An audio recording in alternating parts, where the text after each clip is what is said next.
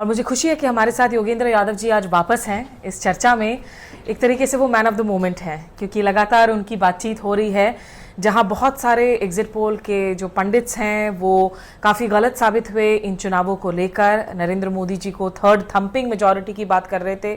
योगेंद्र यादव जी ने न केवल सटीक प्रेडिक्शंस किए बल्कि बहुत साफ गोई से वो अपने स्टैंड पर कायम रहें। और योगेंद्र जी सिर्फ एग्जिट पोल्स के लिए ही नहीं बल्कि भारत में लगातार जो पिछले कम से कम 2 से 3 दशकों से सामाजिक सुधारों को लेकर मूवमेंट्स हो रहे हैं, उनके साथ वो अलग अलग तरीके से जुड़े हुए हैं और पदयात्रा करते हैं। अभी भी स्वराज इंडिया के कन्वीनर हैं, तो बहुत एक इम्पॉर्टेंट रोल रही है बतौर एक सामाजिक कार्यकर्ता के तौर पर भी। बहुत शुक्रिया आपका योगेंद्र जी वापस से हमें वक्त देने के लिए। शुक्रिया स्मिता जी। दरअसल मैन ऑफ द मोमेंट हम लोग नहीं, हम अपने आप को खामखा मान लेते हैं। मैन ऑफ द मोमेंट इस देश का आखिरी वोटर है जिस पे सब कुछ किया गया, पता नहीं उसको क्या क्या पिलाया गया, घुट्टी पिलाई गई, सारा टेलीविज़न चैनल, सारा मीडिया तंत्र, सब कुछ लगा रहा उसे उल्लू बनाने के लिए, उसे झूठी तस्वीर दिखाने के लिए। लेकिन उस मैन ऑफ द मोमेंट ने सब कुछ देखने के बाद स्मेल किया, स्निफ किया, समथिंग इज़ रॉन्ग, उसको पता लग गया और उसने इस डिक्टेटरशिप को थोड़ा सा सीधा कर दिया। So they should be called man of the moment. हम लोग देखिए बहुत छोटा सा रोल है, वैसे एग्जिट पोल वगैरह का तो कोई खास रोल होना नहीं चाहिए। बड़ा सा अजीब देश में वो हो गया माहौल कि कभी हम बेचारे एग्जिट पोलस्टर को लेके उसके सर पे ताज रख देते हैं, उसे मिठाई खिला के डांस करते हैं, कभी हम उसको पब्लिक फ्लॉगिंग करते हैं। ये सब बेकार की चीज़ें हैं। और मेरा रोल, ऑनेस्टली मेरा रोल ना तो मैं पोलस्टर हूँ, एक ज़माने में हुआ करता था, मैं पोलस्टर नहीं हूँ। मैंने क्यों किया? मैंने तो सिर्फ इसलिए किया कि एज ए पॉलिटिकल एक्टिविस्ट, मैं तो बिल्कुल पॉलिटिकल एक्टिविस्ट हूँ। हमारा भारत जोड़ो अभियान का क्लियर एक पोजीशन है और हमने इंडिया कोलिशन को सपोर्ट किया। तो मैंने ये जो कुछ किया, प्रोजेक्शंस वगैरह, वो सिर्फ इसलिए किए कि मुझे लग रहा था कि सारे ओपिनियन पोल्स, सारा मीडिया इस चुनाव को बिल्कुल एक झूठी तस्वीर पेश कर रहा था। और ज़मीन पे मैं देखता था, लोग कहते थे कि मैं तो साइकिल को वोट दूंगा, मैं तो हाथ को वोट दूंगा, लेकिन आएगा तो मोदी ही। ये आएगा तो मोदी ही जो लोगों के दिमाग में ड्रिल कर दिया गया था और जो बिल्कुल झूठा था ज़मीन पे, उसको करेक्ट करने के लिए मैंने इन बातों को पब्लिक में बोलना शुरू किया। अदरवाइज़ एक राजनीतिक कार्यकर्ता के रूप में मेरा काम नहीं है फोरकास्टिंग करना और ये सब। लेकिन चूंकि फोरकास्टिंग के टूल को मिसयूज़ किया जा रहा था और मैं एक डॉक्टर की तरह खड़ा हुआ देख नहीं सकता था कि यार गलत दवाई दी जा रही है और ये है और मैं खड़ा रहूं, तो इसलिए मुझे करना पड़ा। तो मुझे संतोष इसका नहीं है कि I got my forecast right. देखिए, इसके कोई गोल्ड मेडल की रेस में मैं तो था नहीं, वो जो लोग थे वो जाने। मैं तो सिर्फ इसमें था कि 2 महीने से मुझे संतोष इसका है कि 2 महीने से चुनाव जब चल रहा था तो मैं कम से कम उसकी करेक्ट पिक्चर बार बार, मेन स्ट्रीम मीडिया तो मुझे दिखाता नहीं, वहाँ तो बैन लगा रखा है इन लोगों ने, तो कम से कम ऑल्टरनेटिव मीडिया की मदद से मैं लोगों तक ये खबर पहुँचाता रहा कि जो टीवी दिखा रहा है वो झूठ है, सही तस्वीर ये है। और अंत में वो तस्वीर सच भी साबित हुई। कई राज्यों का दौरा किया मैंने भी, उत्तर प्रदेश, हिमाचल, हरियाणा, बंगाल, तेलंगाना, और बार बार ये एग्जिट पोल्स को देखकर हम बड़े चौंक गए थे, क्योंकि हमें कहीं कोई वेव नज़र नहीं आई थी ज़मीन पर। बंगाल में तो I even stuck my neck out. But इस मैसेज को, क्योंकि आपने बार बार कहा है कि अगर 300 से 1 सीट नीचे आए तो ये जो है मॉरल डिफीट है, 272 से नीचे आए तो बीजेपी की डिफीट है, 250 से सीट नीचे आए तो नरेंद्र मोदी की निजी डिफीट है। इसको आप निजी डिफीट के तौर पर क्यों डिफाइन कर रहे हैं? देखिए, बड़ा सिंपल बात है, ये कोई नॉर्मल इलेक्शन नहीं था। ये जो बाकी अब बीजेपी वाले प्रेजेंट कर रहे हैं ना कि देखिए तीसरा टर्म था, तीसरे टर्म में इतना तो आ गया, एनडीए की मेजॉरिटी आ गई। पहली बात, ये एनडीए का इलेक्शन नहीं था। एनडीए का नाम लिया मोदी जी ने आज से पहले कभी भी? पूरे इलेक्शन में कोई एनडीए का नाम लेता था? पूरे इलेक्शन में बीजेपी का नाम लेते थे क्या? ये पूरा इलेक्शन था मोदी जी, मोदी की गारंटी। जब इंडिया गठबंधन की घोषणा हुई थी तब अचानक से पता नहीं छोटे छोटे बहुत सारे दलों के नाम आ गए थे कि एनडीए की मीटिंग हो रही है। था। मगर पूरे कैंपेन में मोदी जी ने एनडीए के नाम पे तो एक वोट नहीं मांगा कभी भी, बीजेपी के नाम पे नहीं मांगते थे। ये सारा कुछ मोदी जी का इलेक्शन था। देखिए ये, और उसके बाद आप सिंपल ऐसा सोचिए, suppose they had one the election, suppose जो एग्जिट पोल्स में आया 320 सीट बीजेपी को, 370 400 सीट एनडीए को, इस वक्त हम क्या चर्चा कर रहे होते? मोदी का जादू, मोदी का ये, मोदी ने ये कर दिया, मोदी को वोट। तो भाई जिसको क्रेडिट मिलना चाहिए उसी को ब्लेम भी मिलना चाहिए। It's an elementary thing of politics, है ना। तो इसलिए अगर मैंने कहा 272 से कम सीट अगर आती बीजेपी को, तो मैं कहता कि it's a political defeat of the BJP. They fail, they are not in majority, they are in minority in the parliament. 250 से सीट कम आना का मतलब ये है आपको कम से कम 50 सीट का नुकसान हुआ है। अब तो 60 सीट का हुआ है एक्चुअली, तो 64-63 सीट का नुकसान उनको हुआ है। अब ये है, छोटी बात नहीं है, ये कोई नॉर्मल इलेक्शन नहीं था। देखिए ये सिर्फ इसको लोग आंकड़े में देखते हैं, आप तो सिर्फ 1% वोट घटा है, ठीक है, सीट 50-60 घट गई हैं, लेकिन यहाँ पे बढ़ा है। ये कोई नॉर्मल वैसा इलेक्शन नहीं था, ये कोई मार्गरेट थैचर का तीसरा इलेक्शन नहीं था। ये एक ऐसे देश में जहाँ तेजी से अथॉरिटेरियन रूल आ रहा है, उस देश का चुनाव था जहाँ पूरा मीडिया एक तरफा तरीके से रूलिंग पार्टी के रिप्रेजेंटेटिव और स्पोक्स पर्सन का काम कर रहा था। मुख्य धारा की media, main stream media with honourable exceptions वहाँ पे भी थे कुछ, जहाँ पैसे का स्केल बीजेपी और दूसरों में 1:10 नहीं था, 1:100 का स्केल था। यहाँ मेन ऑपोजिशन पार्टी का अकाउंट फ्रीज हो जाता है, उनके पास ये पता नहीं है कि हम अपने कैंडिडेट को कुछ मिनिमम पैसा भी दे सकते हैं या नहीं दे सकते, और दूसरी तरफ रूलिंग पार्टी के पास अनलिमिटेड पैसा है। तीसरा, सारा system, administrative system, administration, police, ED तो इलेक्शन डिपार्टमेंट बन गया, सीबीआई, आईटी, सब कोई रूलिंग पार्टी के डिपार्टमेंट्स की तरह से उनके लिए काम कर रहे हैं। और unfortunately even the election commission इतना एक तरफा पार्टीजन तरीके से काम कर रहा था। उस हालात में आप चुनाव का परिणाम देखिए, जहां एक प्लेयर के लिए तो आपने दरी बिछा रखी है कि तुम्हें दौड़ना है, और दूसरे को कहा है कि पहाड़ पे चढ़ जाओ, और फिर हम कैलकुलेट कर रहे हैं कि अच्छा ये तो अभी देखिए तो 235 मीटर गया, लेकिन वो तो 240 मीटर चला गया। It's idiotic.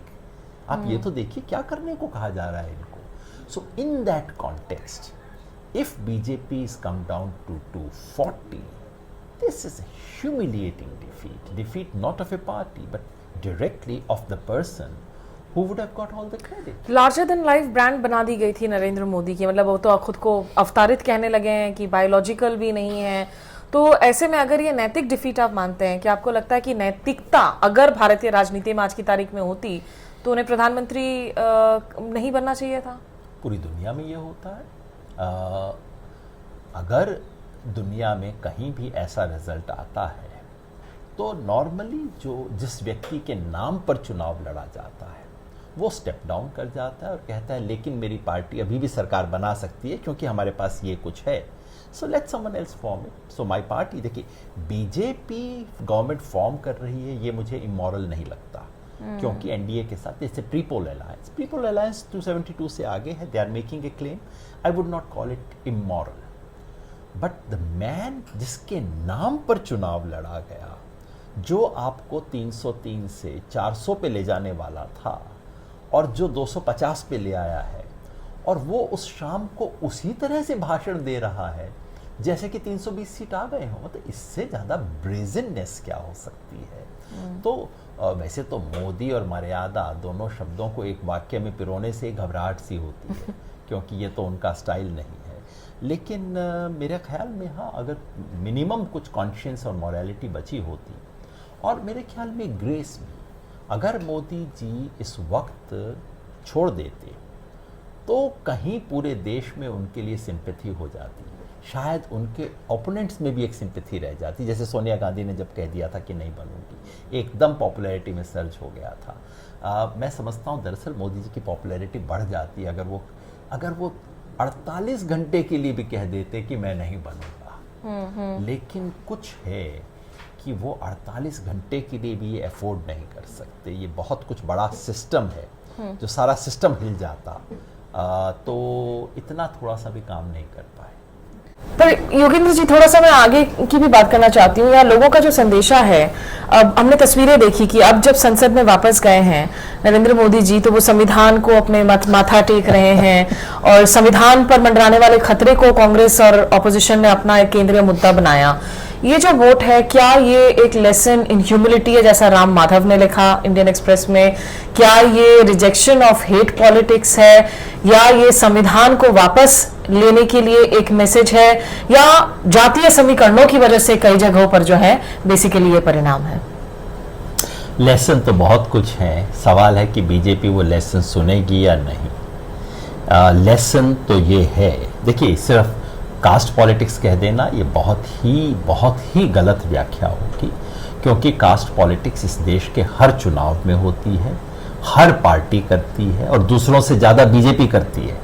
हर स्टेट में बीजेपी के कास्ट इक्वेशंस होते हैं, लेकिन ऐसा इस देश का स्टाइल है, जब बीजेपी जीतती है उन्हीं सब कास्ट के इक्वेशंस के सहारे तो कहा जाता है राष्ट्रवाद जीत गया, मोदी मैजिक। और जब बीजेपी हार जाती है, ये कास्ट पॉलिटिक्स थी। मतलब क्या है, इससे गलत कोई एक्सप्लेनेशन हो नहीं सकता। मैसेज क्लियरली है कि बार बार हिंदू मुसलमान का खेल खेल खेल के आप जीत नहीं सकते। वो कहते हैं ना, काठ की हांडी बार बार आग पे नहीं चढ़ सकती। क्लियरली मैसेज है। मैसेज है कि आपको काम करना पड़ेगा, काम करेंगे वोट मिलेगा। दूसरी सरकारों ने जहां काम नहीं किया, एंटी इनकम्बेंसी थी, आंध्र प्रदेश में, उड़ीसा में वोट मिला। वो कोई हिंदुत्व का वोट नहीं है, वो काम ना करने के खिलाफ एंटी इनकम्बेंसी का वोट है। या आप जहां ठीक ठाक काम करेंगे, संगठन का काम करेंगे, वहां आपको वोट मिलेगा। तो दूसरा ये क्लियर है कि इन चीज़ों से होगा।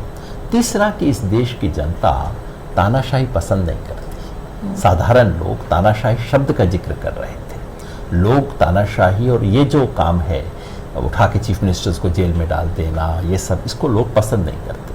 सवाल है कि बीजेपी इन्हें सीखेगी या नहीं। मैसेज ये भी है कि इस देश के एक छोटे से वर्ग के लिए संविधान एक बहुत बड़ा सवाल है। क्या बीजेपी लेसन्स को सीखेगी या कि इन्हें मैनेज करेगी? और दिक्कत ये होती है हर अथॉरिटेरियन रूलर के साथ कि उसे गलतफहमी हो जाती है कि हर चीज़ को मैनेज किया जा सकता है। तो ये जो संविधान को पकड़ के करना, वैसे मुझे बड़ा अच्छा लगा देख के कि चलिए मोदी जी को संविधान याद आ गया। कल सर्वमति की बात कर रहे थे, कंसेंसस शब्द उन्होंने सीख लिया, बड़ी अच्छी चीज़ है। मैंने भी ट्वीट किया था कि जीतेगा तो कॉन्स्टिट्यूशन ही। तो ये अपने आप में बहुत बड़ी चीजें हैं ना, मतलब ये बिल्कुल नौटंकी है, लेकिन नौटंकी बड़ी इंपॉर्टेंट चीज पॉलिटिक्स में होती है, जिसका मतलब है कि किसी की हिम्मत नहीं होगी इस कॉन्स्टिट्यूशन को से छेड़खानी करने की। कंसेंसस की बात कर रहे हैं, करेंगे नहीं वो तो ऊपर वाला जानता है, मैं नहीं समझता वो करेंगे, लेकिन कम से कम कंसेंसस शब्द का इस्तेमाल। पिछली बार चुनाव जीतते ही मोदी जी ने क्या कहा था 2019 में कि इस चुनाव में सेकुलर शब्द का इस्तेमाल करने की हिम्मत किसी की नहीं हुई। ये जीतने वाले दिन का बयान था उनका। इस बार कहते हैं सर्वपंथ समभाव। चलिए, बॉडी लैंग्वेज चेंज है, भाषा में चेंज है। अंग्रेजी में इसी को सेकुलरिज्म बोला जाता है। तो बदलाव, तो कुछ बदलाव हुए हैं। ये बदलाव कितने स्थायी होंगे मुझे यकीन नहीं है, देखना पड़ेगा।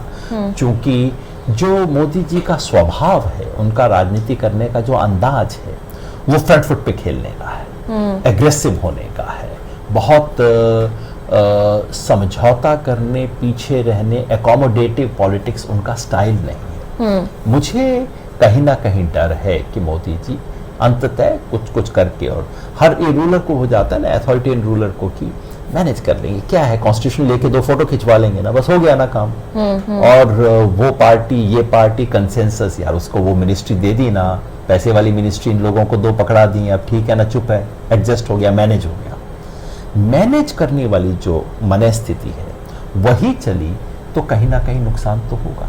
देखना होगा कि ये फोटो आपके बियॉन्ड जाता है या नहीं। लेकिन आपने कहा कि ये रिजेक्शन है कि हिंदू मुस्लिम पॉलिटिक्स अब बार बार ना करें, लेकिन भारत में जो ध्रुवीकरण आया, हमारे ड्राइंग रूम्स आज की तारीख में पोलराइज्ड है, हमारे बेडरूम्स पोलराइज्ड हैं।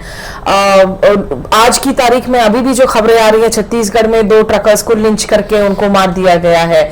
तो जो नफरत की दुकान, एक तरीके से जिसको राहुल गांधी ने कहा नफरत की दुकान बंद करने आए हैं, नफरत बंद तो नहीं होने वाला भारत से, या धर्मनिरपेक्षता जो अभी तक जिस स्वरूप में देखने को मिल रहा था, सेक्युलरिज्म, वो भी जो है उसको भी चुनौतियां आएंगी, क्योंकि आज हम ऐसे भारत में हैं जहां secularism, liberal values dirty words बना दिए गए हैं। देखिए, नफरत इस देश में खत्म करना कम से कम 20 साल का प्रोजेक्ट है। आज की इस चुनाव की सफलता से हमें वो लड़ाई लड़ने के लिए बस एक फुटहोल्ड मिल गया है, इससे ज़्यादा कुछ नहीं है। नफरत है, कम्युनलिज्म है, झूठ है और रहेगा।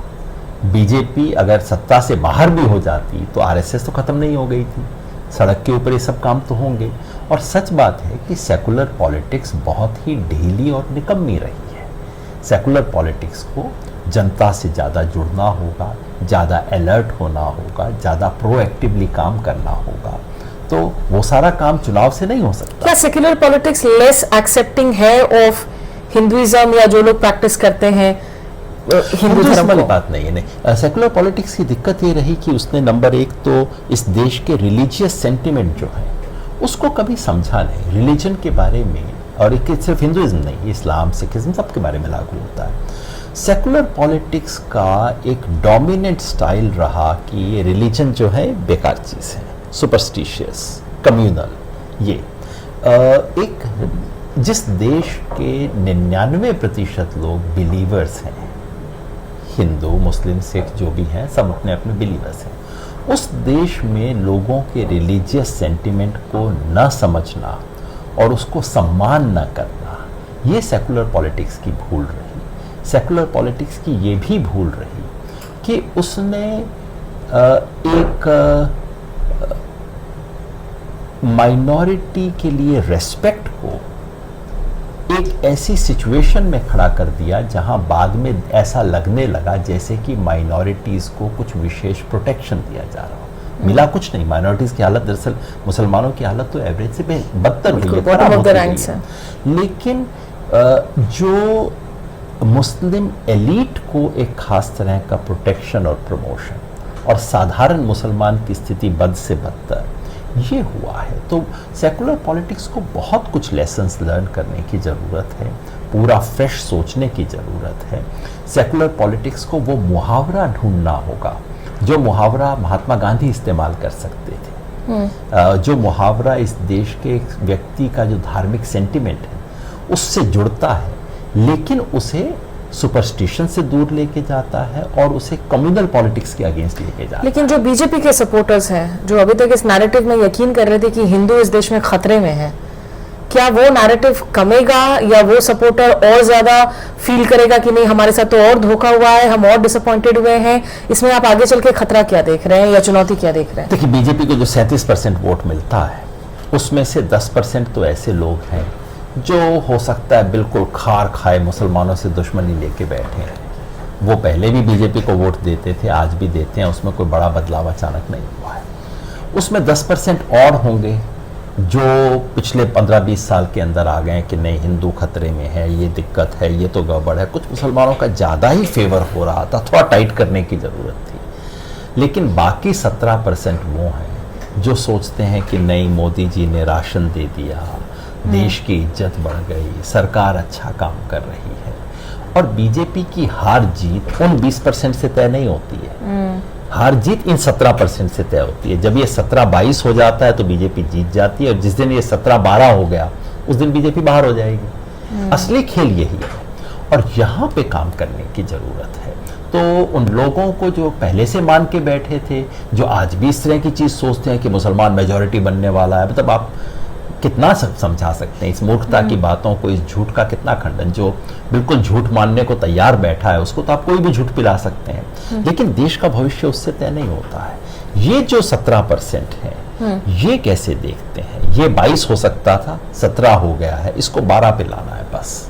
जस्ट आखिरी कुछ सवाल, भारत जोड़ो यात्रा, उसके बाद भारत न्याय यात्रा को लेकर बहुत स्पेकुलेशंस हो रही थी कि ये सेकंड वाले यात्रा की टाइमिंग गलत कर दी, उस वक्त संगठन पर फोकस करना चाहिए था राहुल गांधी को। लेकिन अब जो डेटा आ रहा है, ऐसा लग रहा है कि जहां जहां से यात्राएं गुजरी हैं वहां से काफी वोट्स कंसोलिडेट हुए हैं।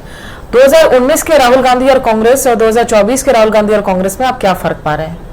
देखिए हमारे देश में क्या होता है कि कोई इलेक्शन अगर हार जाए तो जो कुछ उसने किया था हर चीज गलत थी और उससे इलेक्शन की हार हुई, और जो जीत जाए या अच्छा परफॉर्म कर जाए तो उसने जो कुछ भी किया होगा, उसकी टी शर्ट भी सही थी और उसका सब कुछ सही था।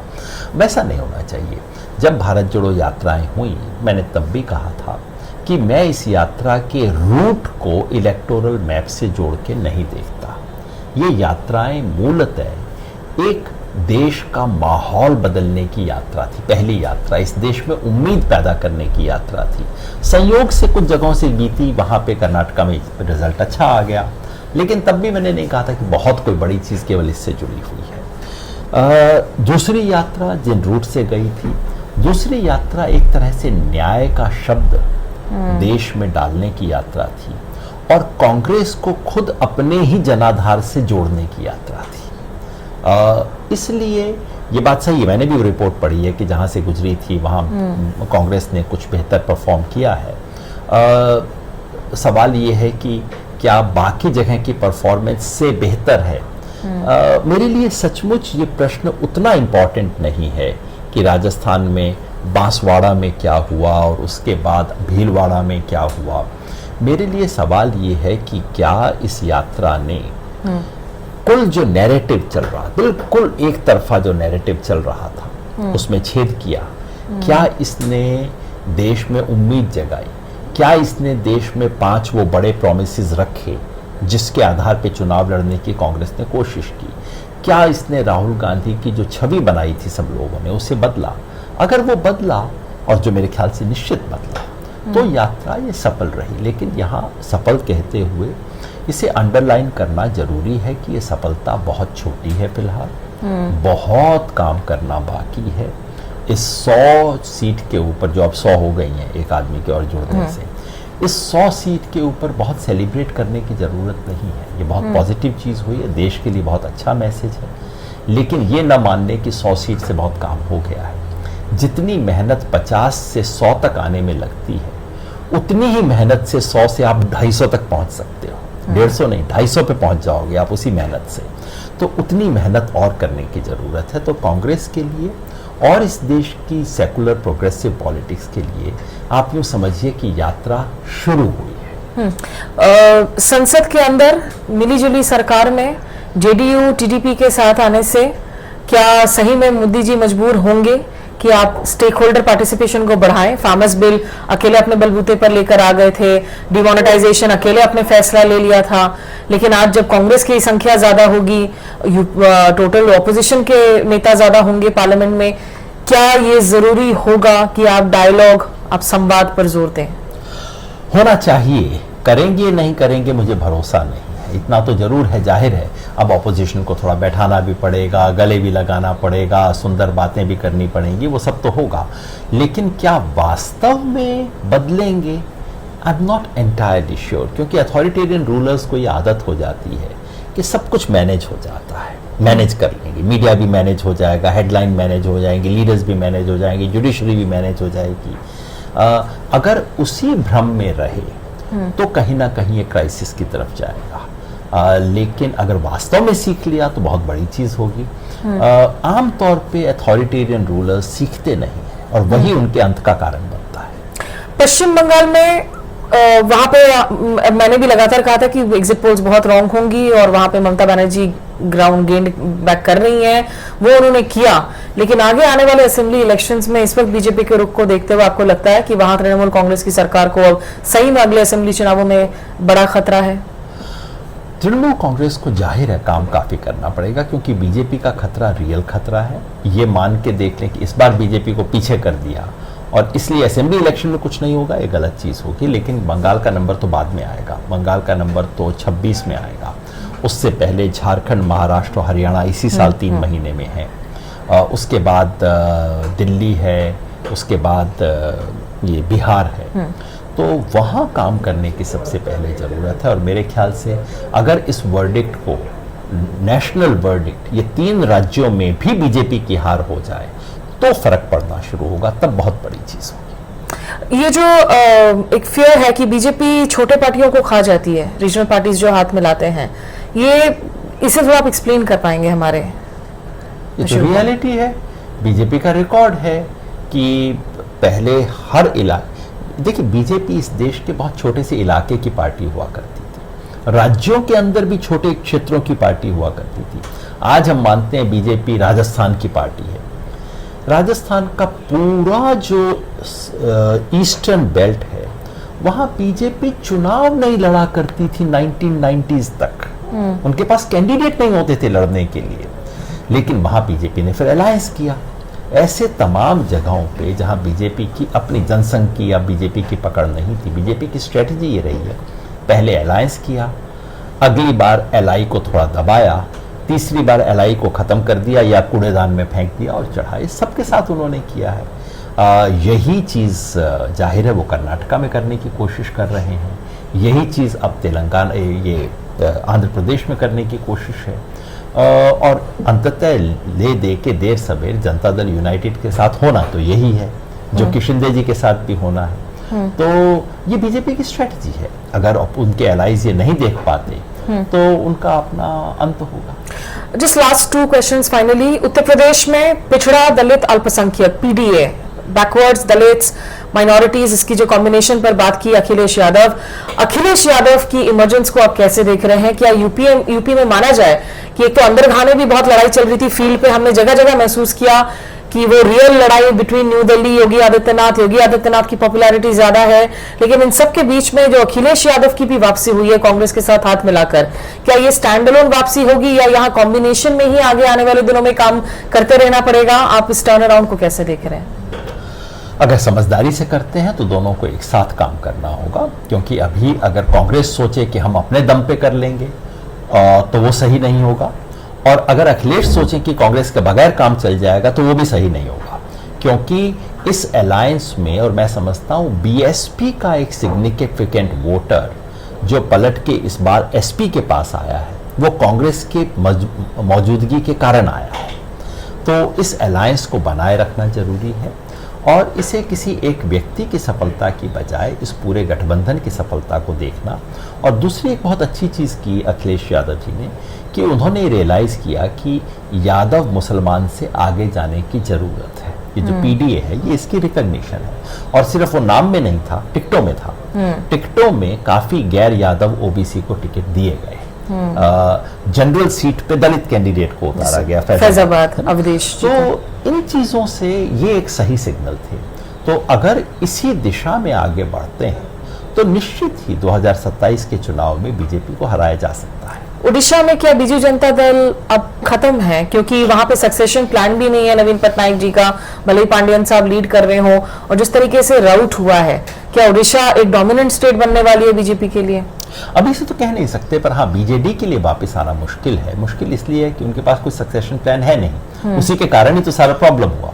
वो पांडियन जी के हाथ में सत्ता देना चाहते थे, उड़ीसा की जनता को स्वीकार नहीं हुआ। अगर अब बीजेपी का मुकाबला वहां बीजेडी करेगी या कि कांग्रेस करेगी। देखिए जैसे तेलंगाना में जब बीआरएस का मेल्टडाउन हुआ, चुनाव हारी और उसके बाद मेल्टडाउन हो गया, वैसा ही कुछ उड़ीसा में हो सकता है बीजेडी के साथ, बशर्ते कांग्रेस ये मौका देखे और इसमें आगे तेजी से बढ़े। Final question, Congress working committee की बैठक होती है, वहां यूनानिमसली रेजोल्यूशन पारित किया जाता है कि leader of opposition Rahul Gandhi बने। Rahul Gandhi as leader of opposition सही चॉइस होंगे? आपको लगता है उन्हें बहुत जब पोजीशंस ऑफर किए गए हैं वो रिलक्टेंट नजर आए हैं पिछले कुछ वक्त में? How has Rahul Gandhi changed? मुझे लगता है उन्हें स्वीकार करना चाहिए। मैं नहीं जानता क्या होगा, लेकिन ये जो छवि है कि वो सत्ता से, पावर के हंगरी नहीं है, वो बहुत अच्छी छवि है।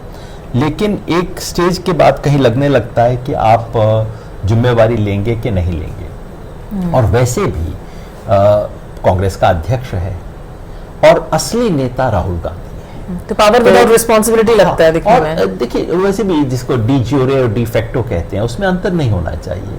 तो अगर खड़गे जी अध्यक्ष हैं और राहुल गांधी एलओपी हैं, लीडर ऑफ ऑपोजिशन हैं, पार्लियामेंट्री पार्टी के लीडर हैं, तो मैं समझता हूं कि ये पार्टी की स्थिति का एक सही बयान होगा। वो जो बार बार पूछते हैं कौन राहुल गांधी, सच है कि इस वक्त राहुल गांधी कांग्रेस को लीड कर रहे हैं और तमाम पार्टियों में होता है, पार्टी का अध्यक्ष सबसे बड़ा लीडर हो, इसकी कोई जरूरत नहीं। नड्डा जी को कौन लीडर बताएगा बीजेपी का, शायद बीजेपी का वर्कर भी नहीं मानता उनको तो लीडर। उसकी तुलना में तो खड़गे जी वाकई में लीडर है कांग्रेस पार्टी के। तो नड्डा जी को इंटरव्यू बड़ी दुखदायक लगेगी। आप ही बताइए, आप बीजेपी के किसी वर्कर को कहीं मिलिए और कहिए बीजेपी के बड़े लीडर कौन है, बिल्कुल बिना प्रॉम्प्टेड फटाक से पूछ लीजिए, वो शायद टॉप 10 में नड्डा जी का नाम न गिनाएगा। सच्ची बात है, वो भी जानते हैं, वो तो सार कोई जानता है। उस लिहाज से खड़गे जी की एक अपनी स्टैंडिंग है और कांग्रेस के संगठनात्मक निर्णयों में खड़गे जी का एक अपना दखल है, उनकी स्टैंप है, जो नड्डा जी की तो कतई नहीं है। खैर, तो मैं कह रहा था राहुल गांधी को एक अगर वो जिम्मेवारी लेते हैं तो स्पष्ट होगा कि संगठन को एक व्यक्ति लीड कर रहा है और पार्टी को इलेक्टोरली पब्लिक के अंदर दूसरा व्यक्ति लीड कर रहा है, जो बहुत सामान्य साधारण स्थिति है। अगर ऐसा होता है तो इसका स्वागत होना चाहिए। Are you willing to crystal gaze कि नीतीश कुमार जी कब तक रहेंगे कोalition के साथ में? मैं बिल्कुल नहीं बता सकता इन चीजों को। जनता के वोट का अनुमान लगाना आसान है, पॉलिटिशियन की मूव का अनुमान लगाना नीतीश जी का तो डेफिनेटली नहीं। नीतीश जी का बहुत ही कठिन है। तो मैं तो इस बार भी गलत हुआ, मैंने सोचा था कि जेडीयू की परफॉर्मेंस ज्यादा खराब रहेगी, वैसी हुई नहीं है। मैं गलत था इस मायने में, कहना बड़ा मुश्किल है। लेकिन अब नीतीश जी की राजनीतिक पारी बहुत लंबी नहीं है और सुनते हैं कि कोई एक बड़ी पोजीशन उनको मिल जाएगी ताकि वो अपनी राजनीतिक पारी का एक सुंदर समापन कर सके। आज कुछ खबरें आ रही थी कि शायद इंडिया ब्लॉक ने उनको, सूत्रों के हवाले से, इंडिया ब्लॉक ने उन्हें प्रधानमंत्री पद का ऑफर दिया था, वो उन्होंने ठुकरा दिया। पता नहीं वो सोर्सेस क्या बोल रहे हैं।